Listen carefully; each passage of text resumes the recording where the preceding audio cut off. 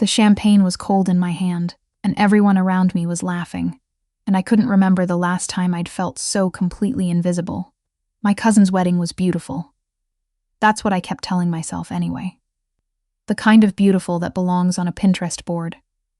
String lights over the vineyard, dusty rose florals everywhere, a band playing somewhere near the dance floor that I couldn't bring myself to walk toward. I'd been standing at the edge of the terrace for 20 minutes, holding a glass I hadn't touched, watching people I used to know reconnect with each other like puzzle pieces clicking into place. And I was the piece that didn't fit anymore. It had been 4 months since my divorce was finalized. 4 months. Since I'd signed my name on a stack of papers and walked out of a courthouse in downtown Nashville into the kind of bright, indifferent sunshine that has no business existing on the worst days of your life. 4 months. And I still hadn't figured out how to exist in rooms like this one. Rooms where everyone else seemed to arrive with someone. I had driven 3 hours from Nashville to this vineyard, outside of Chattanooga alone. I had checked into my hotel room alone. I had zipped up the back of my dress in front of a mirror alone, doing that awkward reach and twist thing that I used to have someone for. I was trying not to think about that. You look like you're calculating an escape route. The voice came from beside me, low, unhurried, carrying just enough amusement that it didn't feel like an intrusion. I turned. The man standing a few feet away was watching the party with the same detached expression I probably had on my face, except on him it looked intentional rather than sad. He was in a dark suit, not the kind men rent for weddings, the kind they actually own, and he was holding a glass of something that wasn't champagne. Whiskey, maybe. He was looking at me sideways, like he'd been watching for a moment before he spoke. "I'm calculating something," I said. "I haven't decided what yet." The corner of his mouth moved. Not quite a smile. "There's a side gate past the rose bushes on the left. Leads to the parking lot. I checked earlier." "You checked the exits?" Habit. I looked at him more carefully. He was maybe 10 years older than me, with dark hair that had some gray at the temples and the kind of face that looked like it had seen things and decided not to talk about most of them. There was something watchful about him. The way his eyes moved across the crowd, never landing too long in one place. "Are you on my cousin's side or her husband's?" I asked. "Business associate of the groom's father," he said. "You?" "Maid of honor," I said. "Former maid of honor. The actual maid of honor is currently doing the champagne tower with the bridesmaids, so I've been quietly relieved of duty. Voluntarily, mutually." He nodded, like that made complete sense, and took a sip of his drink. We stood in silence for a moment. It should have been awkward. Somehow it wasn't. "I'm Josephine," I said. "Joe." "Beckett," he said. We shook hands. His grip was firm, brief. The kind of handshake that doesn't perform anything. "So what do you do when you're not attending weddings you'd rather not be at?" he asked. "I'm an ER nurse at Vanderbilt," I said. 12-hour shifts, 3 days a week. On my days off, I mostly try to remember what normal people do with quiet time. And, do you? Not really. I looked out at the dance floor. My cousin was there now, spitting in her dress, laughing at something her new husband whispered in her ear. It was beautiful. It was also slightly unbearable. It turns out I structured my entire life around another person for 7 years, and when that stopped, I didn't have very good infrastructure. I don't know why I said that. I didn't usually say things like that to strangers at parties. Maybe it was the champagne I still hadn't actually drunk. Maybe it was the fact that he didn't seem like he was going to react with the particular kind of practiced sympathy that makes everything worse. He didn't. He just said, 7 years is a long time to build. "It is," I said. "What happened?" "He met someone else." I kept my voice even, the way I'd practiced. He was very sorry. She was apparently unavoidable. "These things happen," he said, like he was describing traffic. Beckett was quiet for a moment, then, "He sounds like an idiot." Something loosened in my chest. Just a little. "He's not, actually," I said, because it would have been easier if that were true. "He's just someone who stopped choosing me a long time before he admitted it." The band shifted into something slower, and a few more couples drifted toward the dance floor. I watched them go. "I should probably mingle," I said without moving. "Probably," he agreed, without moving either. We stood there a moment longer. "There's a table around the corner," he said. Quieter. I found it when I was scouting the exits. If you'd rather not mingle. I looked at him. He was looking at the party, not at me, like the offer was incidental. Take it or leave it. No pressure either way. Okay, I said. The table was a small wrought iron thing tucked against the stone wall of the building, half hidden by a trellis, overgrown with wisteria. There were 2 chairs, both unoccupied, and it was far enough from the speakers that we could talk without raising our voices. Someone had left a candle burning in the center of the table, one of those small votives in a glass jar. We sat. I finally drank some of my champagne. It was warm by now, but I didn't mind. So, I said, business associate. What business? He considered the question for just a beat longer than necessary. Finance, he said. Private equity, mostly. Mostly? I have some other interests. That's a very non-specific answer. It's a very specific business, he said. It's just not interesting to explain at parties. Try me, I said. I just spent 20 minutes alone at a wedding doing math on how soon I could leave without my cousin noticing. I will find anything interesting right now. He looked at me then, really looked at me. And for a second something flickered behind his expression. Not amusement this time. Something more direct. I run an investment firm, he said. We specialize in distressed assets. Companies that are failing, usually because of mismanagement or debt structure. And we come in and restructure them. Sometimes we save them. Sometimes we strip them and sell the pieces. And which do you prefer? I asked. Saving or stripping? Saving, he said, without hesitation. Stripping is more profitable, but saving is more interesting. I found, to my surprise, that I believed him. We talked for a long time after that. About work. His, mine, the specific exhaustion that comes from jobs where the stakes are always real. I told him about a 12-year-old boy I'd had last month, bike accident, head injury, who had been completely fine in the end. But for 40 minutes I had not known that. And that kind of 40 minutes stays in your body in a particular way. He listened without flinching. Without the discomfort some people show when the conversation gets too close to mortality. He asked follow-up questions that were actually good questions. He told me he'd grown up in Chicago. Second generation. His father had owned a car repair shop on the north side that Beckett had worked in every summer until he left for college and didn't come back except for holidays. He said it in a straightforward way, not like someone performing working-class credentials, just like a fact. The shop was still there. His younger brother ran it now. Do you regret it? I asked. Not going back? I regret that the distance made some things harder, he said. I don't regret building what I built. Those 2 things can both be true. That's very mature. I've had time to get there. How much time? I'm 41, he said. I'm 32, I offered. He nodded. You seem older. Is that a compliment? It is, he said. You think like someone who's paid attention. I turned my glass in my hands. The candle between us had burned about halfway down. My ex-husband always said I was too serious, I said. That I needed to lighten up. That's a convenient thing to say to someone who notices things you'd rather they didn't. I stared at him. Sorry, he said. That was too much.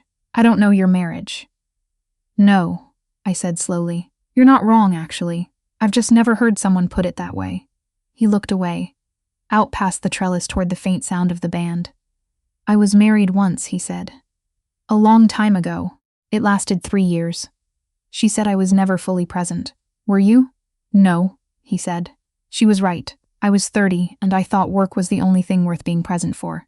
I was wrong about that. I figured it out too late. We sat with that for a moment. Do you ever talk to her? I asked. No. She moved to Portland, remarried, has 2 kids, from what I've heard. She seems happy. He said it without visible bitterness, but without performance either. Just the plain truth of a thing that had ended and become the past. I'm glad she is. That's very evolved of you. Or I've just had 15 years to get there. Fair point. The music had shifted again. Something slow and old-fashioned, the kind of song that exists specifically to make people want to be held. I watched 2 people near the edge of the terrace sway together in that unself-conscious way couples have when they've been together long enough to forget anyone's watching. I should find my cousin, I said, without conviction. She's dancing, Beckett said. She looks happy. She won't notice you're gone. You were watching. I notice things, he said. Occupational hazard. I laughed. It surprised me, the laugh. It came out real, not the version I'd been polishing all evening. He looked pleased in a quiet way, like he'd been aiming for exactly that. "Dance with me," he said. I blinked. "Here? There's room." He nodded at the stone-paved space between our table and the trellis. He was right. There was exactly enough room for two people to move slowly. "We're behind a wall of wisteria," I said, "which means no one will see us if we're terrible at it." "I'm not terrible at it." "Then you have nothing to worry about." I don't know why I said yes. Maybe because the alternative was going back to the terrace and standing alone again with my lukewarm champagne.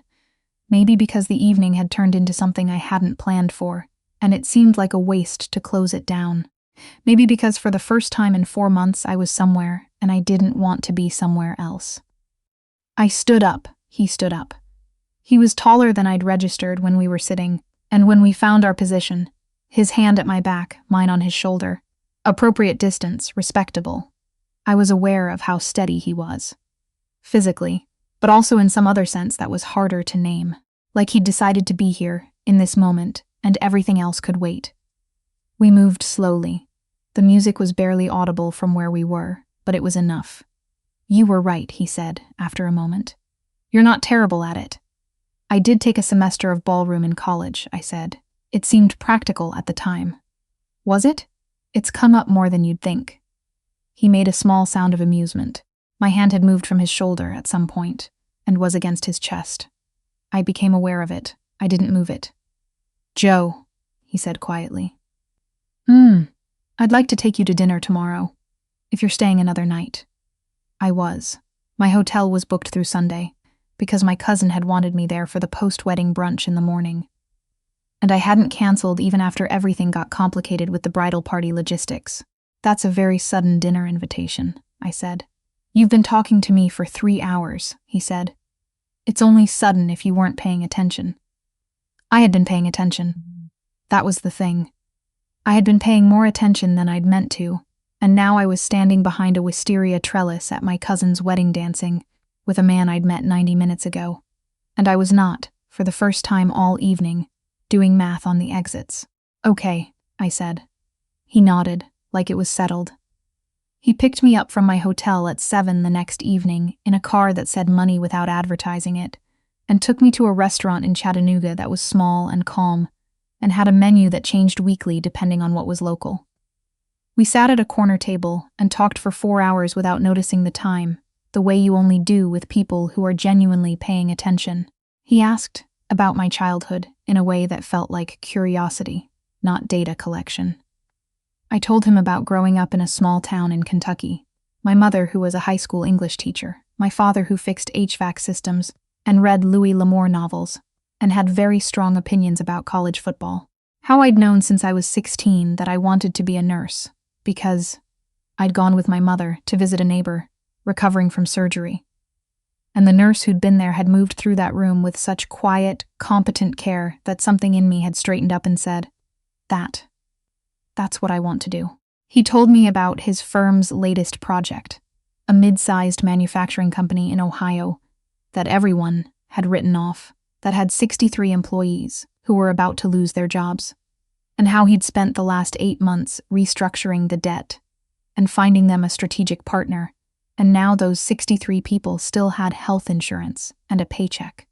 He talked about it the way I talked about my patients, like the numbers were just the frame, and the real thing was always the people inside them. I liked him.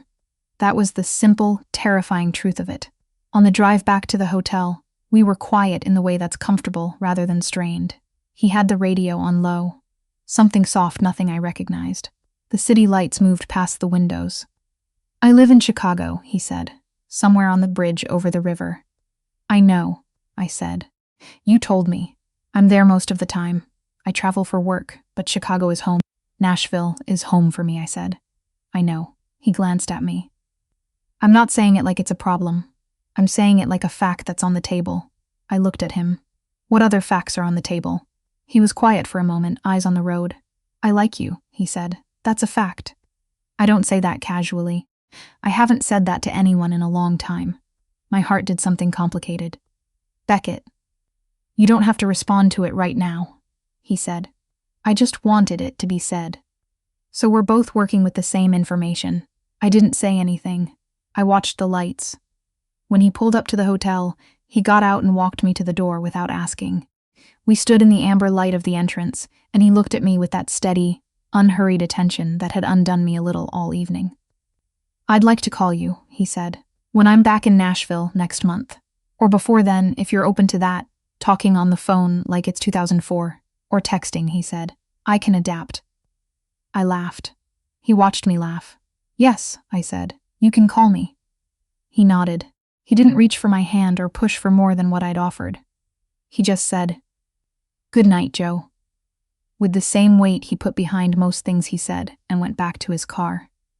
I stood there for a moment after he drove away in the warm Tennessee night, and noticed that the tightness I'd carried into yesterday's wedding had loosened somewhere along the way. I didn't know what anything meant yet. I didn't know if Chicago and Nashville were a gap you could close or just a distance you'd always feel. I didn't know what it meant to let someone new see you when you were still relearning how to see yourself. But I knew that for the first time in 4 months I was curious about what came next. Not anxious. Curious. That felt like something. He did call. 3 days later. Not playing any game. Not making me wait for some calculated interval. My phone rang while I was on my lunch break in the hospital cafeteria, sitting alone with a turkey sandwich, and my shoes still on because I hadn't sat down yet that shift. "Is this a bad time?" he asked. "I have 16 minutes, I said. "And a sandwich." "Tell me something good," he said. "Something that happened today." No preamble. No small talk warm-up. Just, tell me something good. I thought about it. "There's a man on my unit," I said, 78 years old. Came in 2 days ago with a cardiac event. Today his wife brought him a photograph of their dog. Apparently she wasn't allowed to bring the dog, so she brought a photograph, and when she held it up and said, "Look who misses you," he smiled for the first time since he came in, and the smile was so big, like a kid. I looked at my sandwich. I happened to be walking past and I saw it. That was something good. There was a pause on the line. "That's a really good something," he said. "Your turn," I said. "I settled a negotiation this morning that's been dragging for 6 weeks," he said. 63 families keep their livelihoods. It's official now. "That's better than mine," I said. "It's different," he said. "Not better."